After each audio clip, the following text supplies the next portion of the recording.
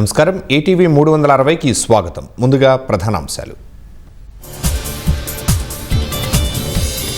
ఎన్నికల్లో గెలిపే లక్ష్యమన్న చంద్రబాబు, పనితీరు బాగోలేకపోతే మాజీలైపోతారని నేతలకు హెచ్చరిక.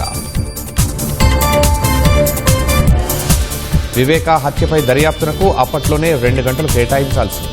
దోషులను వెంటనే అరెస్టు చేసుంటే 2019లో టీడీపీ గెలిచేదన్న సీఎం. ఆర్థిక ఇబ్బందులు ఉన్నా హామీల అమలుకు కృషి చేస్తున్నామన్న లోకేష్. సుపరిపాలన తొలి అడుగని ఇంటింటికి తీసుకువెళ్లాలని నేతలకు పిలుపు. నెల్లూరు జిల్లాలో సౌర విద్యుత్ పరిశ్రమకు వ్యతిరేకంగా రోడ్డెక్కిన రైతులు. భూములిచ్చేదలేదని ఉలవపాడు వద్ద హైవేపై ఆందోళన.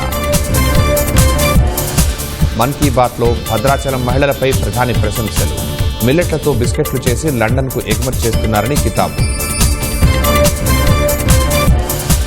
పూరిలోని గుండిచా ఆలయం వద్ద తొక్కిసలాటలో 3 మృతి. భద్రతా నిర్వహణ లోపాలే కారణమని ప్రత్యక్ష సాక్షుల ఆరోపణ.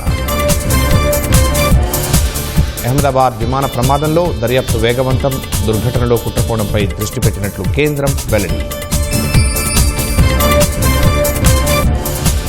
కోల్కతా న్యాయ విద్యార్థిని ఆరోపణలు వాస్తవమేనన్న పోలీసులు. కాలేజీలోని సీసీటీవీ ఫుటేజీతో నిర్ధారణకు వచ్చినట్లు వెల్లడి.